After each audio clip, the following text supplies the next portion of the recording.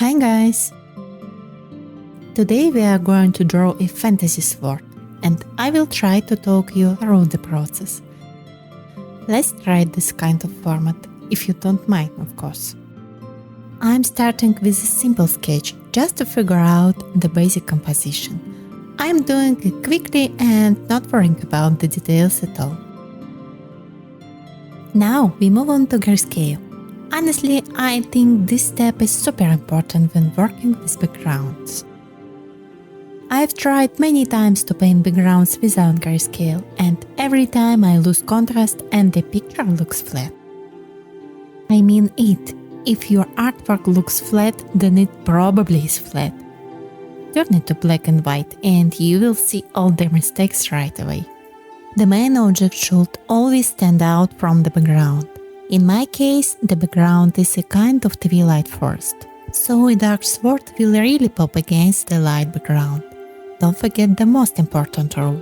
The closer the object is to the viewer, the darker and more detailed it should be. The farther it is, the lighter it gets. That's called atmospheric perspective. Would you like a more detailed video about atmospheric perspective? If yes, hit the like button and subscribe, so I know you are interested. Let's wait until I finish the sketch.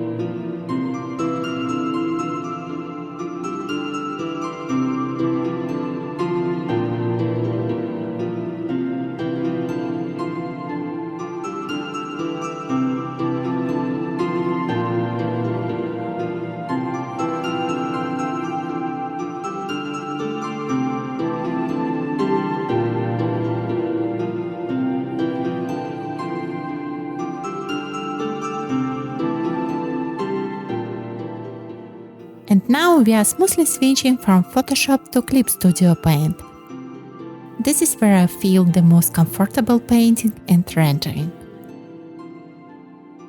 Time to design our sword. Let's do it!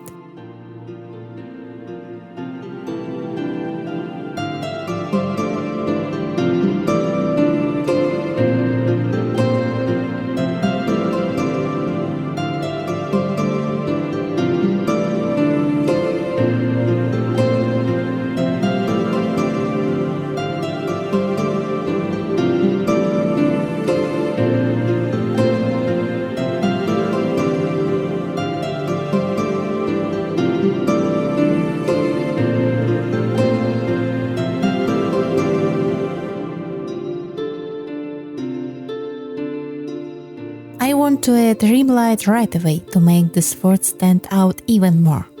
To be honest, rim light is the easiest way to highlight your main object, and probably the most cheaty one, because it's so simple, so why not use it?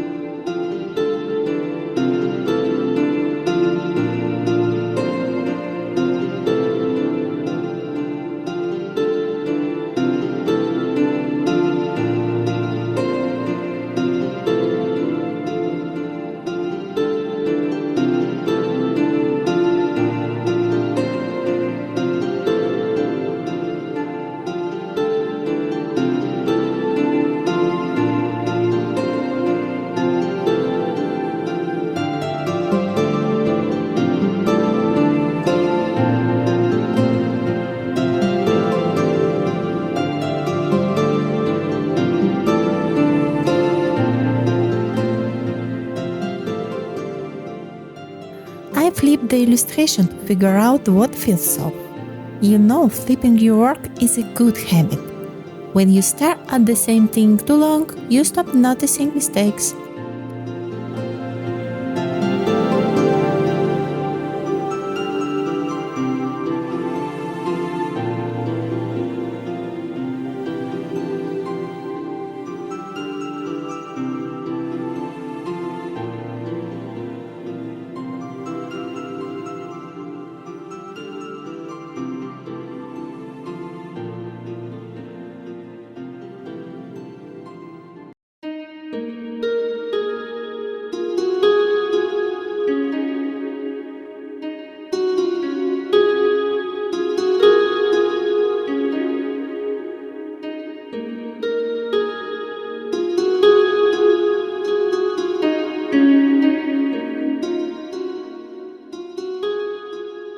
Now everything's ready for coloring. At first, I thought it would be a great idea to color each part separately. But then I realized that's not the best plan. It will take forever. So it's time to use a gradient map. I love it. It's super handy.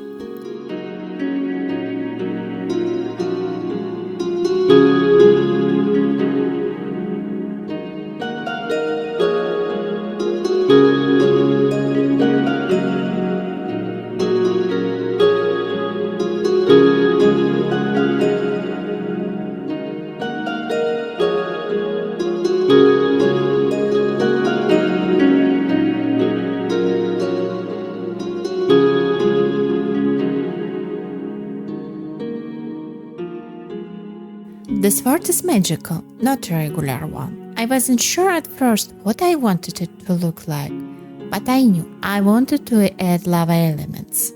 And then it hit me. The classic mix of ice and fire always works great. If you can come up with a new idea, take something that already works and make it your own. It always helps.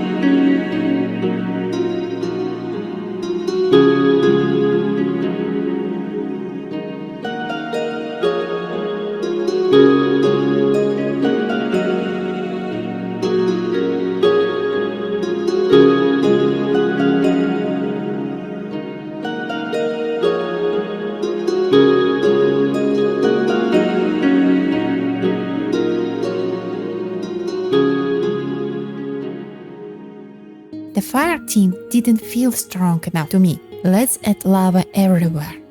Let it flow like rivers from broken stone. First, I think about the placement of the lava streams, and then I use photo textures.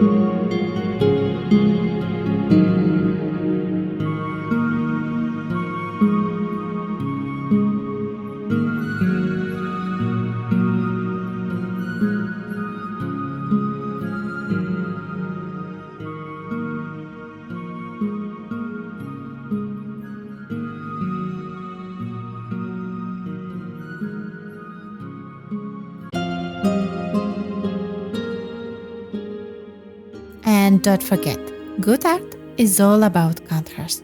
So, to the next dangerous, fiery lava, I want to add something soft and alive, live green plants and flowers.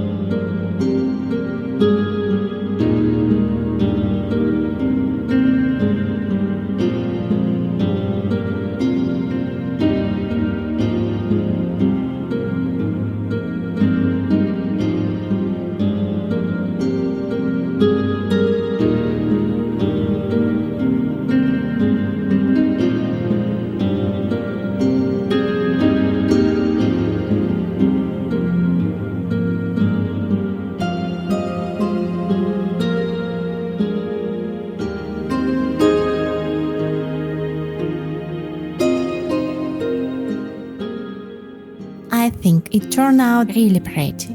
What do you think? By the way, how do you like this format? Tired of me talking yet? Hope not. Thanks for watching. Don't forget to hit the like and subscribe buttons. See you in the next video. Bye bye!